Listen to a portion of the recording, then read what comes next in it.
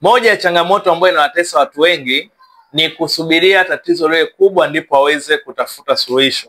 Lakini ukweli ni kwamba shujaa si yule ambaye anasubiri alazwe kitandani ndipo aweze kutafuta suluhisho.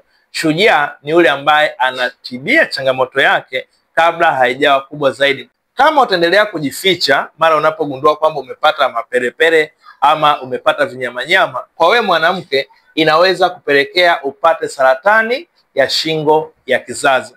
Hasa badala ya kusubiria tatizo liwe kubwa zaidi, hali ambayo inaweza kupelekea mji wako wa uzazi au mji wako wa mayai ushinde kufanya kazi yake vizuri, ni vyema uweze kutibia changamoto yako hii mapema kabla haijabadilika kuwa saratani.